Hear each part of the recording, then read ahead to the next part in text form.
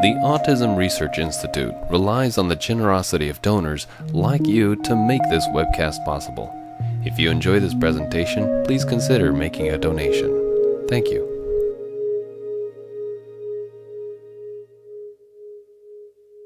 Now, before we get started, I'd like to introduce our speaker. Diane Adreon has served as the Associate Director of the University of Miami Nova Southeastern University Center for Autism and Related Disabilities since 1993. In addition, Dr. Adreon presents and consults nationally and internationally on high-functioning autism spectrum disorders. Now, I will turn it over to Dr. Adreon. Thank you. And today we're going to be talking about successful strategies for inclusion. So I often think of these as survival strategies for school for many of our kids. So the first thing I want to talk about is a principle called Operate on Autism Spectrum Disorder Time, or ASD Time. Twice as much time, half as much done, equals a successful day. Most of our kids on the spectrum really can't rush or hurry through certain kinds of activities. So we need to modify some of the executive functioning tasks to make the day more successful for them. For example, many of our kids need time to get their papers organized, to find them, to get them out, to find their homework, to remember to turn in homework, move from class to class, etc. Even some of our youngsters who eat lunch more slowly than their peers need extra time for these kinds of tasks. But there's never really extra time in the school day, so I think we have to keep in mind that we're going to have to either reduce or change demands or add extra time in the schedule for accomplishing these tasks. Handwriting. Handwriting is notoriously problematic for many of our students with ASD. Their handwriting is sometimes difficult to read. The handwriting itself is laborious for them. Their hands get fatigued, and especially if they have to create quite a lot of writing, they have trouble doing that in a timely manner. And in many cases, their handwriting's not legible. So it's really a good idea to give them other ways of showing competence with their writing assignments. This often, by the time kids are in third grade, I think they should really be moving to keyboarding as much as possible, especially if their writing is illegible, because chances are even occupational therapy is not going to make their handwriting that much better. And our students also have enough trouble just with the organization aspect of writing that we want to keep this in mind. They need help in numerous ways that we need to provide. The next main principle, share the agenda, is really essential. Students with autism become very anxious when they don't know what's going to happen, and they don't always remember what's coming next or what's on the plate for a given day. So that's why you'll often see in various classrooms schedules, but even our guys in full inclusion really can benefit from having a written schedule, whether it includes pictures to help them understand it or it's just a written schedule. It's very, very helpful. And we want to refer to that schedule so we have a way to also introduce change and prepare them for changes that are going to happen.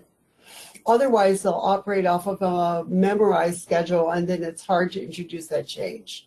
So also showing them, these are just some examples of spelling out what are some of the kinds of routines in class that our kids need specific instructions on. So whether it's what to do when I arrive in class, and some reminders of what that routine would be.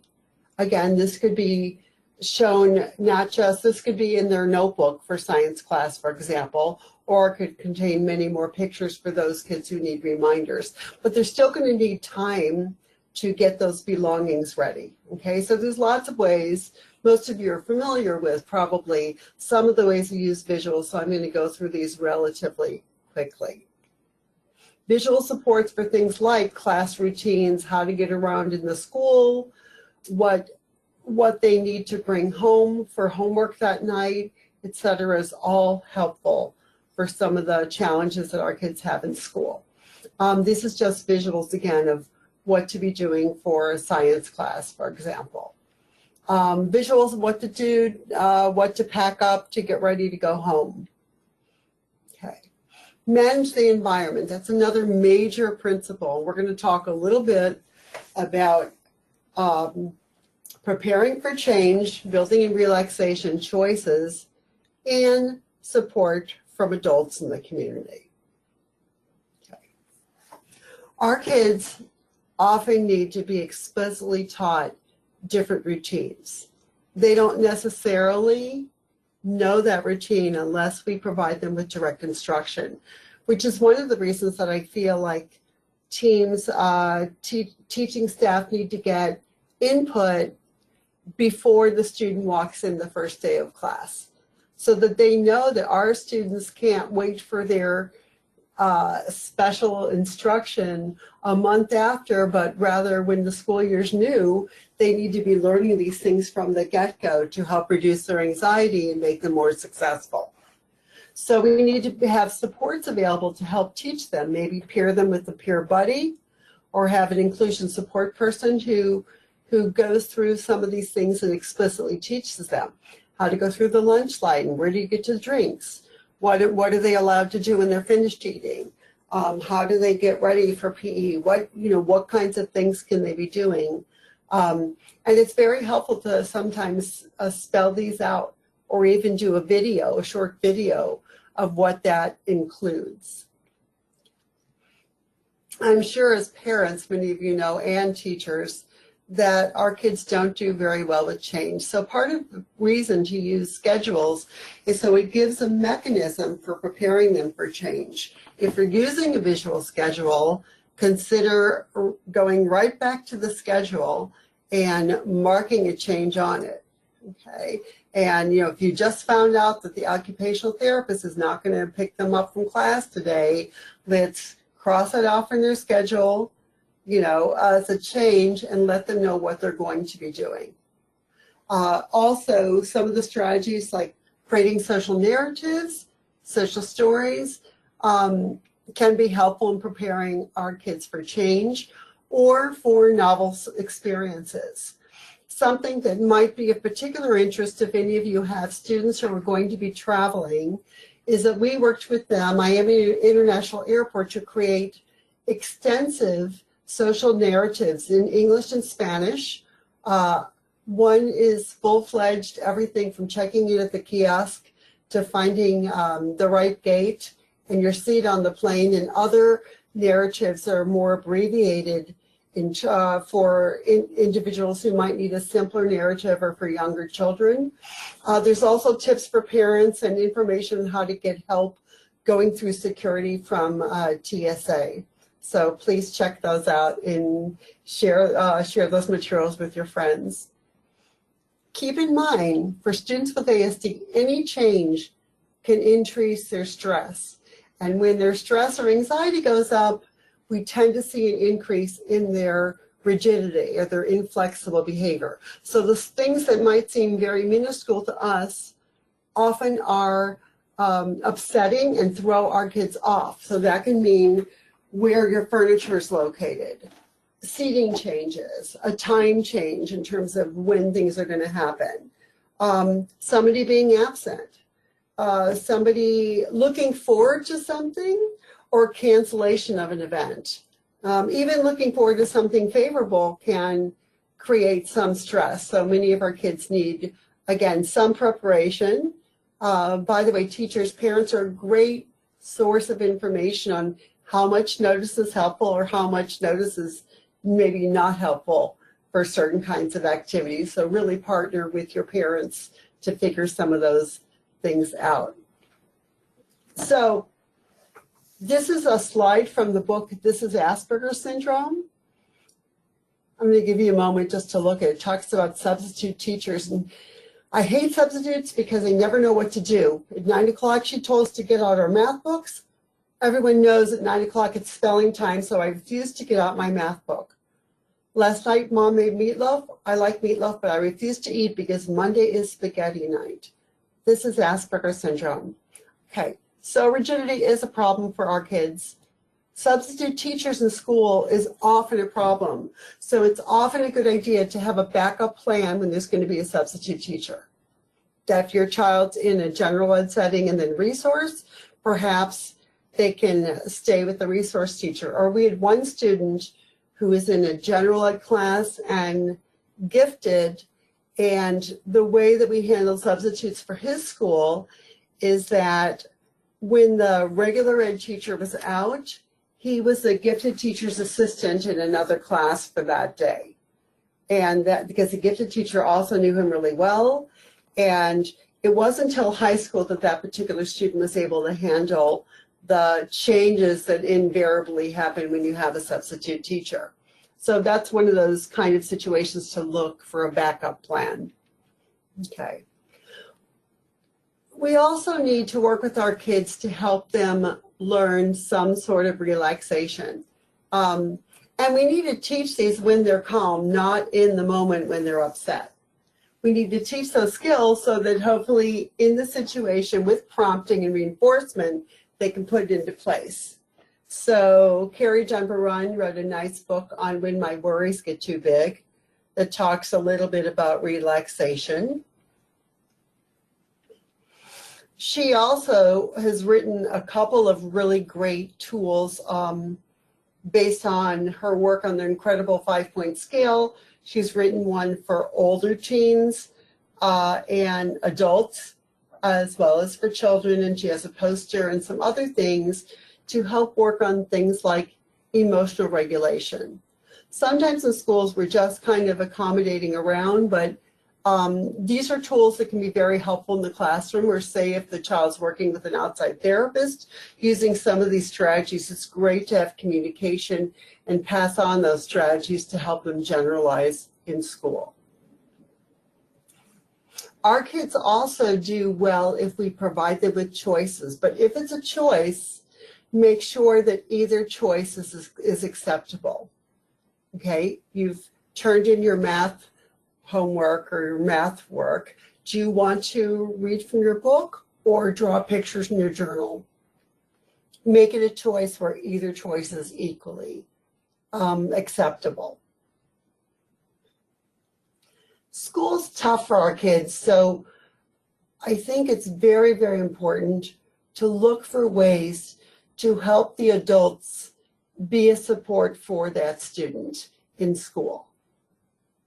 So I encourage teens to consider handpicking the teacher and to really look at what their choices are and handpick a teacher. And sometimes in autism, we tend to think, oh, kids with autism like structure, but especially some of these higher functioning kids who have extreme rigidity, they don't do very well with a very rigid teacher. We need structure, but we also, just as importantly, need flexibility on the part of the teacher. I often say, for those of you who are old enough to know these analogies, that you don't make a lot of headway if you have a Clint Eastwood or a kind of an in-your-face behavior management style, but do a little better if you're a little more like Columbo, who kind of works around it in a flexible manner. A couple of ideas on building in the support of adults throughout the day. And I think if school is just a bombardment of difficult sensory experiences, demands, executive functioning tasks, and other things that are typically hard for our kids. So some of these things are pretty easy to implement. For example, giving a student a couple of minutes with a staff member. It might be a teacher, or it might be somebody in the office, to talk about one of their favorite interests. Or having the person know about, say they like movies, and just say, oh, good morning, John. Have you seen any good movies lately? That can be very supportive. consistent and friendly greetings. Remember, our kids don't always know why people are reacting to them different ways at different times.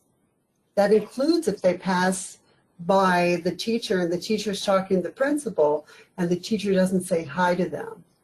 They don't automatically think, oh, she's talking to the principal, that's why she didn't greet me. They might be thinking, oh, I don't know if she's mad at me this morning because she didn't speak with me. Okay. So we need to really look for ways to provide them with clear information about that and help create an environment where the adults in general are providing some emotional support.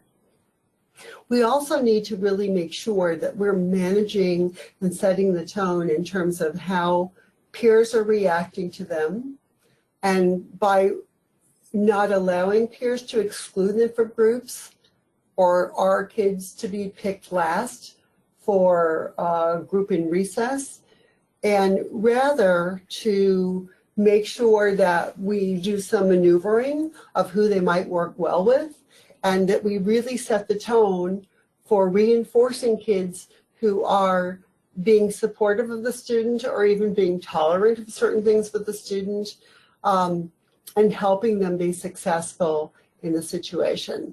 Another thing that's very, very important, because our kids tend to have fragile self-esteem, is to look for things that that student does well and find a way to highlight it, to have them learn to help another child or be a little bit of a star, shining star in terms of the skill that they're showing or the knowledge they have in a particular subject area. Another main point, create a balanced agenda that conserves energy. So here what we're really thinking about is, we know the day is stressful. We know that certain activities tend to be stressful for our kids. For example, lunch is often stressful, physical education, recess, and language arts. Off the top of my head, I would say those are some of the more stressful situations. Language arts because of the writing, and the fact that writing is usually a difficult task for our kids. So sometimes we're going to look for a way to follow these less preferred classes or less preferred activities within class in a supportive manner. So that might mean if the child finishes part of their writing, that they're allowed to look at their preferred reading, okay, for completion within the class activity. Okay. Or it might mean for a student where they're in middle or high school, and we're trying to go through their schedule and plan their schedule, it might mean that we actually schedule a study period or home base, which I'm going to be talking about in a moment, after a particularly stressful subject like language arts, or right after lunch. So I don't know how many of you have heard about home base. It's something that Dr. Brenda Smith-Myles and I have talked about a lot over the years. But the idea of home base is to recognize that most of our kids get stressed to various degrees in terms of what that looks like, and that we can home base as a strategy that we can use that is a supportive strategy, not a punishment strategy, to help our kids regroup so that they can make it through the school day. So sometimes we use home base to start or end the day. You know, that could be like a homeroom kind of a situation, or it could be, meeting in the counselor's office to kind of go over their schedule for the day and get them started, or at the end of the day and help them with some of the executive functioning tasks like gathering up what they need to bring home to complete subjects. Or it might be home base as needed. So in a elementary school class, this might be where the child's a little bit overwhelmed and needs to decompress. This is kind of a quiet child in the scheme of things, and yet we have a place maybe in the back of the classroom in early elementary school with the beanbag chair and some relaxation sensory toys and maybe some reading material or some drawing if the child likes to draw or listen to music, those kinds of activities. In the classroom, or it might mean a separate place out of the classroom that the child's prompted to before the child goes into a full meltdown. Home base can be very, very successful. One of the keys is to learn to use it or teach the child to move at home base, not when prompted. So if we have a child who really has a history of some significantly problem behavior, we would practice going to home base, reinforce going to home base, and we would practice it when the child's not upset. And we would practice it with the different people in different situations so they would know that we would be proud of them when they go to home base. Their work can go with them, so it's not a way of getting out of work, but to help get some stimulus control so that they're not losing face in front of peers and disrupting the entire class and beginning to work with them on how to calm themselves down and then return. And then the ultimate goal, if we're using something like a home base by high school, we would want to be working, when we could, on them recognizing when they're beginning to escalate and being able to identify themselves and move themselves to home base by just signaling the teacher as a part of an ongoing, more adaptive skill. I think we just have to really teach it. We have to remember to break it down enough to really teach them to be successful with it.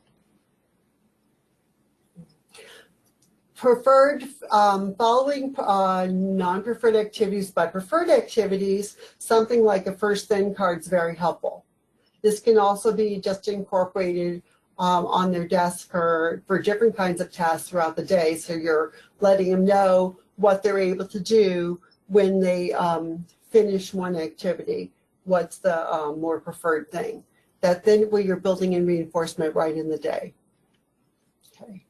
Be sure to balance that agenda if there's a change in the schedule. For example, say you find that you have to cancel the field trip to the Science Museum. Now, for many of our kids, Science Museum would be a preferred look forward to field trip. Okay.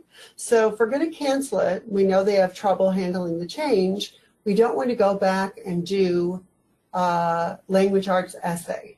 Okay. We really want to try to mitigate the demands on that child's now, because we already know they're under more stress from handling the change, and give them some options that are not particularly taxing. So these are examples of what might be some non-taxing options for a student after there's a change in schedule that can't be avoided. Another tip, again, even for our highly verbal kids on the spectrum, many of these kids are misleading in terms of their expressive language sounds so good that we mistakenly think that they're understanding everything we're saying to them, and yet they're not. So it's very helpful to be very specific when we're giving them information. So instead of a global directive like clean up the science lab, but they have to really think through what that means, be specific and tell them exactly what they need to do, and they may need to get these in pieces.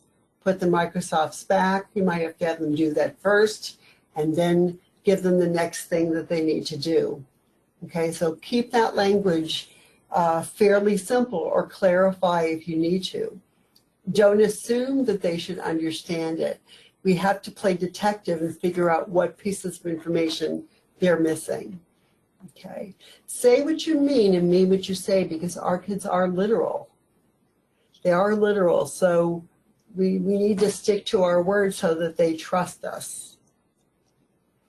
Okay, and very important, I'm going to give you a number of pointers around being generous with praise. So I often think of our high-functioning students as going through the day and not knowing how they're doing. By the time kids are in second or third grade, we're giving a lot of nonverbal feedback to students in general. For example, the teacher might walk around the room and smile and nod her head. And if you're a student, you're supposed to say to yourself, oh, I'm let me see, I'm doing fine because the teacher didn't correct me and she smiled at me when she walked by. But our kids with ASD don't necessarily readily interpret that and tell themselves that. That's why they need very concrete feedback, okay? So we need to tell them exactly how they're doing. I like the way you're writing on your paper. Nice sitting quietly. I like the way you got started on this. John, I like the way you're staying right in line. We need to be very specific with what we want them to do, and we need to give them specific feedback when they're doing it. And keep in mind that for social behaviors that may not be so automatic for our kids, that it takes hundreds and hundreds of repetitions for it to become automatic. So you don't, and that feedback doesn't have to be, like overly dramatic like a preschool teacher, but as long as it's accurate to something that we're trying to strengthen in the child, I think just giving them that specific feedback is very, very helpful. And for reinforcement to be effective for our kids, okay, even again, kids who are capable of maybe on grade level or even above grade level work, we too often we delay this reinforcement. The reinforcement needs to be immediate. Reinforce behaviors that are close to what you want. Reinforce them while they're working, not just when they're done.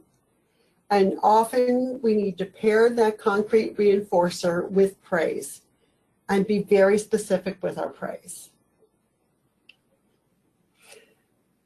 One of the most powerful motivators for our kids is whatever their interests are. So keep that in mind and really try to utilize that throughout the day in the classroom, okay? So for some students, it might be really helpful to build some of their assignments around their special interest. You can count insects as well as you can count, dots on a page or whatever. For other students, just keep in mind that for difficult tasks and reinforcing them with more preferred tasks, this would be letting them draw something about the Civil War or talk to the history teacher for 5 minutes about some of the facts they found out about the Civil War, or again, those kinds of things. To utilize their special interest is typically very, very motivating for our kids. So keep that in mind, and it's like we want to make school a place they look forward to going versus a place that they can't wait till they come home. And that's how hard I see the school environment for our kids. So I really want to see us utilize this. Some more tips for reinforcement. Catch them being good. Catch a moment when they seem like they're receptive to do something. Tell them to do it and reinforce them, okay? Even things like holding the door open for other people. Little social niceties, we have to really help our kids practice those, implement it, and reinforce them for doing that, okay? We can't assume they're just going to pick up those behaviors. They need to literally be taught them and set up to do them. And again, pair that concrete reinforcement with specific praise. So I know I went over these quite quickly, but these are the principles to keep in mind. Operate on autism spectrum disorder time, okay? Means it takes them more time to do a lot of tasks, but if you give them that time, that's going to help them be successful, okay? And some of those are, again, executive functioning skills, so we need to also look at ways to accommodate their difficulties with executive function, or ideally a combination of accommodating and proactively teaching them those skills. Share the agenda. Be sure you let them know what's coming up, okay? Written schedules are great because if we refer to the written schedule on a regular basis, then we have a way to reduce their anxiety by letting them know what's coming up and we have a way to prepare them for change, which is part of that manage the environment, right? Teach routines, including routines that you think they don't need to be taught, because they may need explicit instruction to learn those. Build in some relaxation, look for ways to utilize things like the 5-point scale and work on things like recognition of emotions, how they're feeling, how someone else is feeling, and to use some emotional regulation tools. Consider providing them with choices, build in that adult support. Balance the agenda, so you're really keeping in mind preferred and less preferred activities and alternating them to make the day more successful. Simplify that language, because even though their expressive language may be quite impressive, typically their receptive language is not as good as their expressive language for some of our kids. And be generous with praise and look for ways to be very, very specific in terms of what you want and reinforcing those behaviors when you see them. I hope these are helpful. The majority of these come from a book by Dr. Myles, myself, and Dina Gitlitz, an adult on the spectrum, called Simple Strategies. Thank you.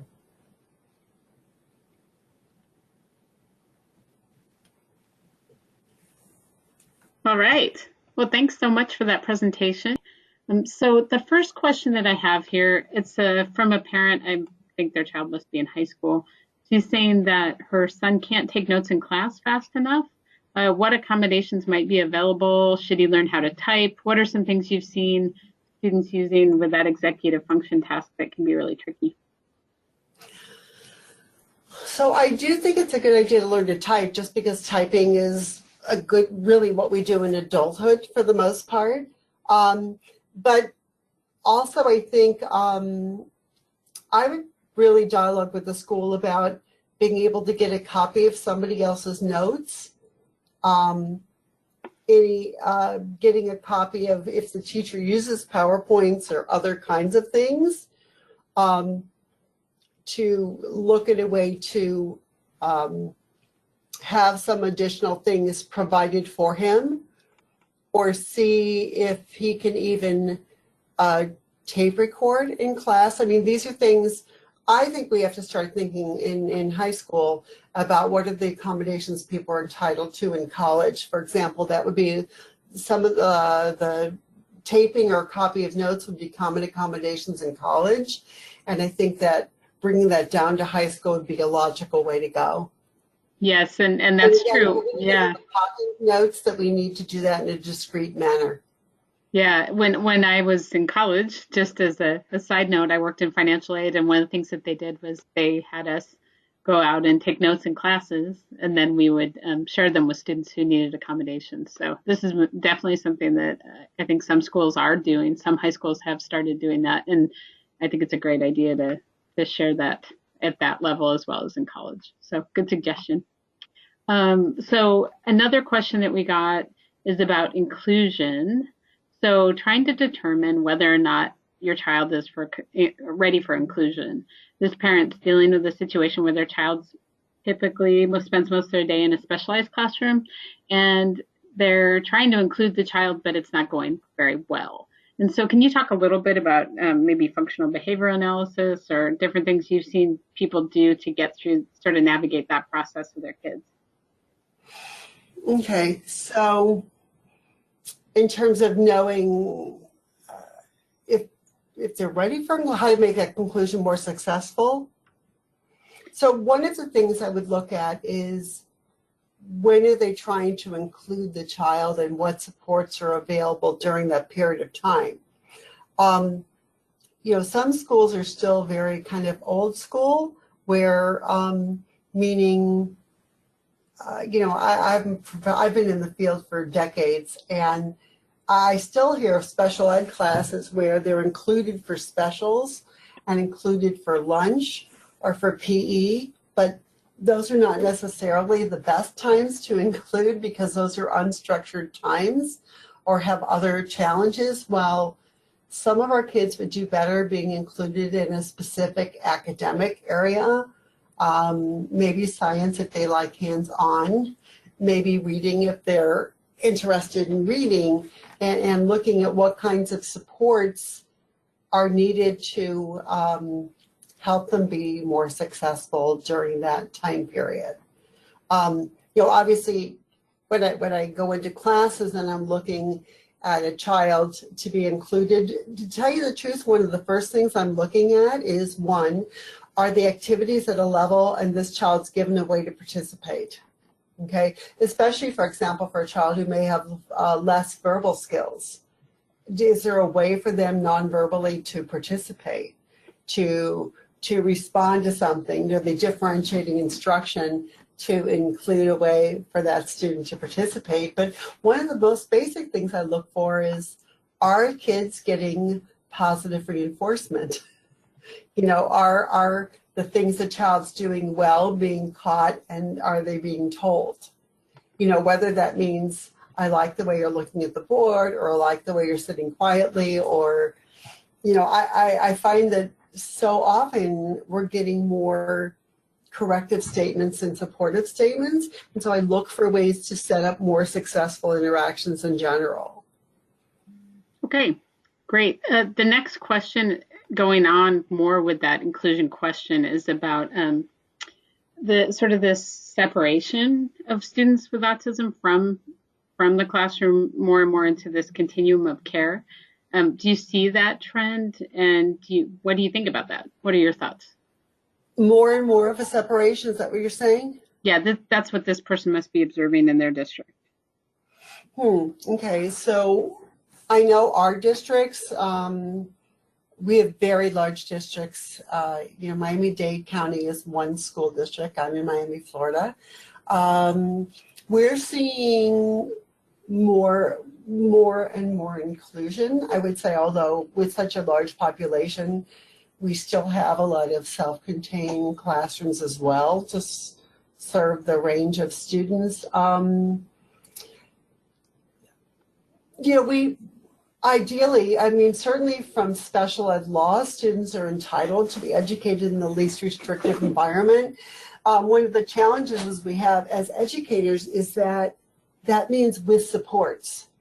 So including kids is really about finding ways to put adequate supports in. In all fairness to teachers, we see many districts where there's always very well-meaning people and very competent people in districts, but sometimes those teachers are just not given enough support in their classroom for the size and the range of students. And do we need to be advocating for a co-teaching model? Do we need to utilize an advocacy agency to help get some more supports in place to help kids be successful? And I think there's just general things that we should be looking at. We're not going to be very successful if we have too much waiting time, if we don't have kids fully engaged. So we need to look at really all the principles of positive behavioral supports.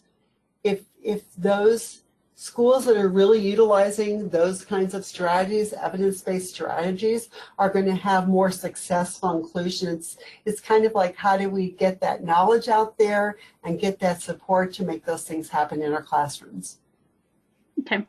Early on the video, earlier today, you were talking about videos that can be used to teach kids. So if they're using videos that they're making for, themselves for social skills, so who would be responsible for creating those in a classroom, and who shouldn't be? And, how does that, have you seen that used in a classroom? Oh, okay. So videos. So a lot of times I would say the videos creating the videos has primarily been not necessarily during class time, but maybe during planning periods, or even in preparation, for example, for a new school, walking through the child's schedule, or there's lots of kinds. There's also a number of good videos that are available, I think both commercially, but also online. The real key with the videos is a couple of things. And I think a wide array of people can make videos. I think teachers can do it with flip phones.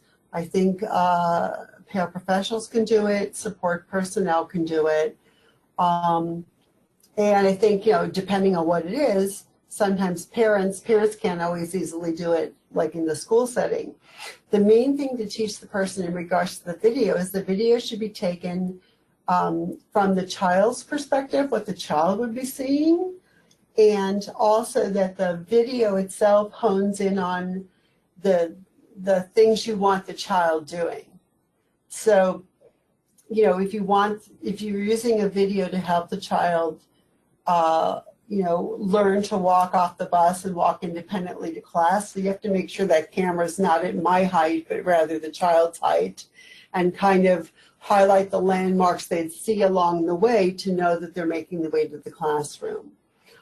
There's a lot of ways of, I think, using videos. I've seen it very effective for particularly getting a child ready for like a new school, especially going from like elementary to middle school or middle school to high school, where somebody would do a video of the routine of going through the lunch line and what you do and what you're saying, and it doesn't have to include that child. Okay, I actually encourage people to just make a video that's more generic than that, but specific enough about the routine you're trying to teach.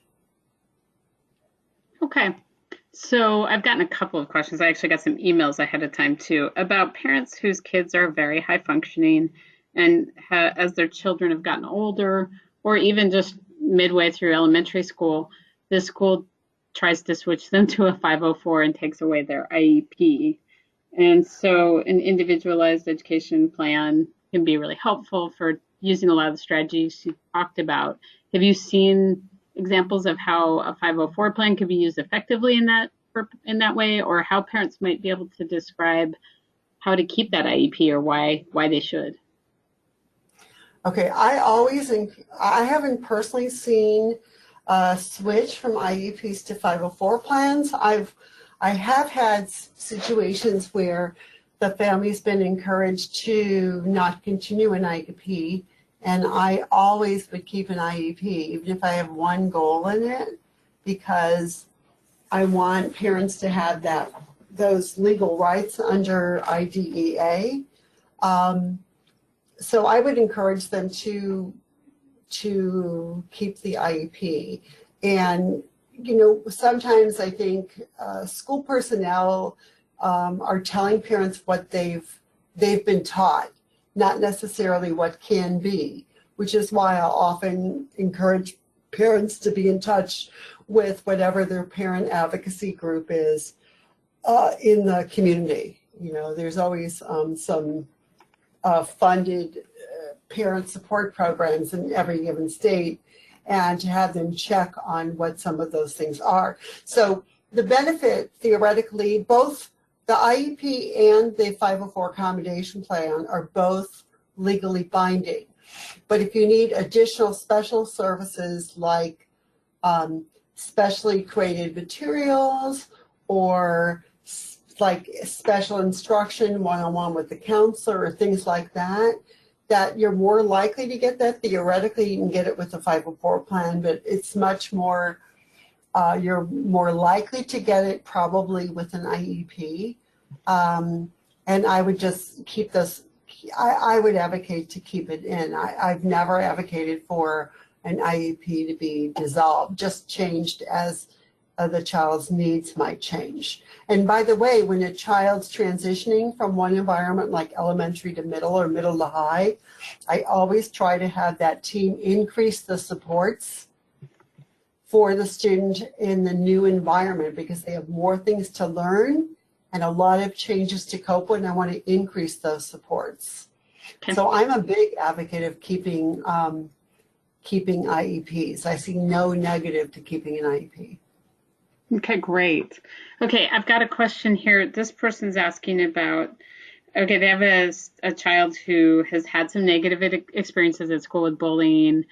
He does have an IEP. It's been a kind of an ongoing struggle. He's in 4th grade, and the parents are finding it very difficult to get him motivated to go to school. So this is outside the classroom, but what are some things maybe families who are experiencing this, I think it's fairly common, might be able to do to make taking their child to school more incentivizing? Okay, that's a great question. And they think it's primarily because of the history of bullying? That's what that's all the question said about it. Okay, They've been bullying at school. So I first off would really try to, address the bullying as strongly as possible. Rebecca Heinrich wrote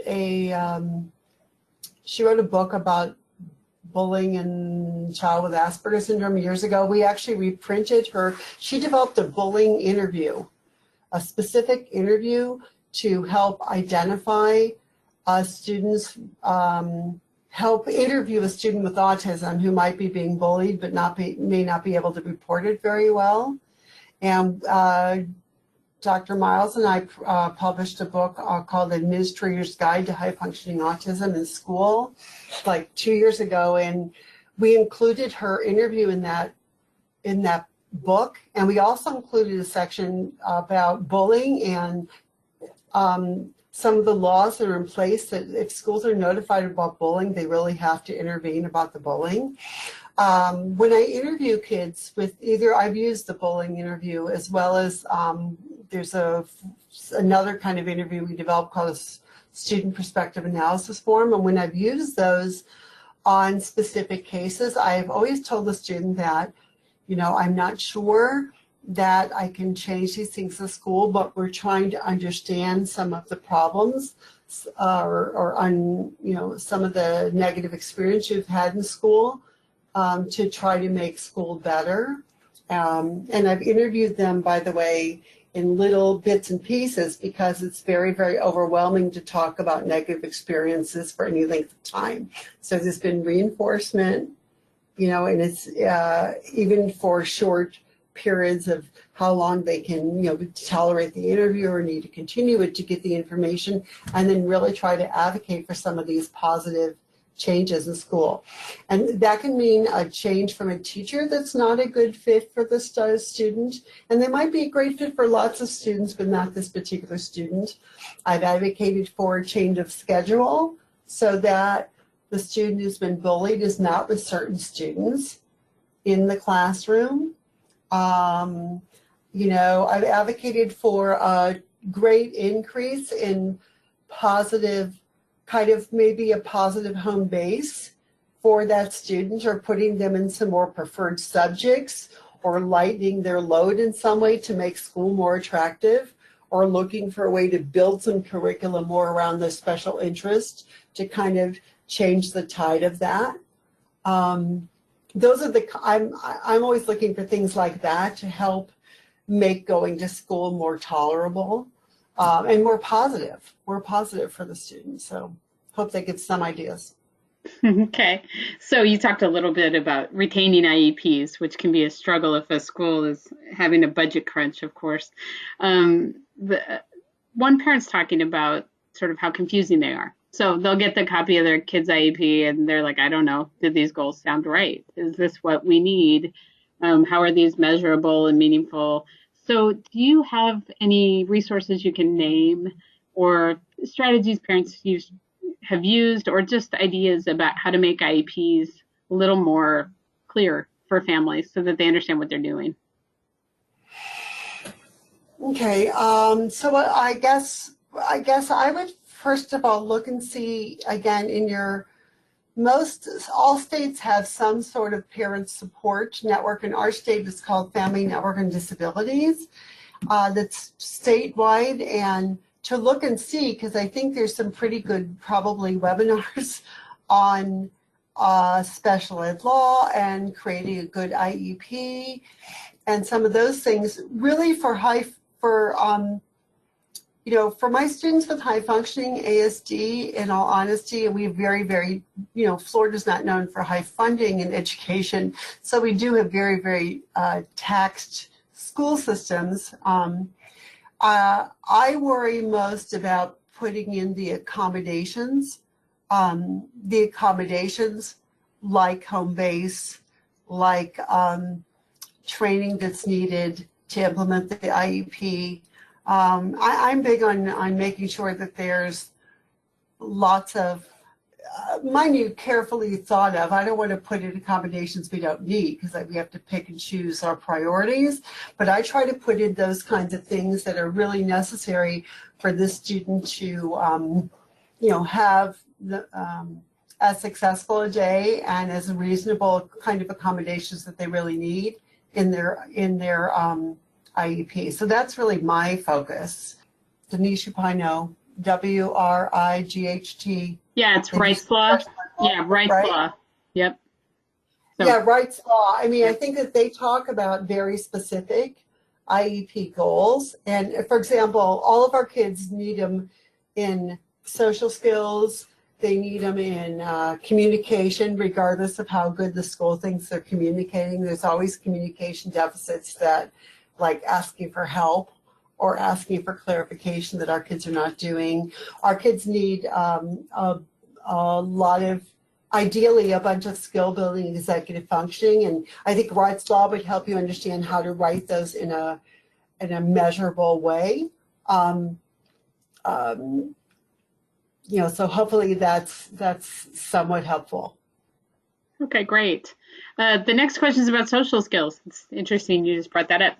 So you talked a little bit about the fact that social skills should be an IEP for a lot of our kids, that's really important. And I know you talked a bit about the amazing 5-point scale and some different self-regulation strategies in class. Or that people can use in class. Do you have strategies or go-to tools that you use when you think about teaching social skills in the general ed setting, or even just inclusion in the private setting? Okay, specific.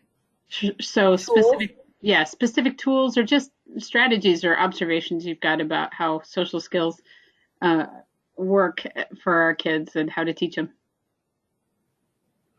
Okay, so I guess I think about utilizing several different, probably a myriad of different resources. I think all of the Michelle Garcia Winter stuff on social thinking is wonderful, and she has a lot of concrete tools that can be used to help students, learn about things.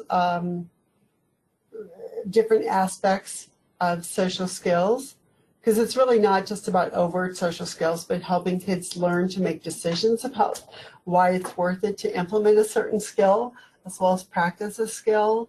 So I like virtually all the stuff on social thinking.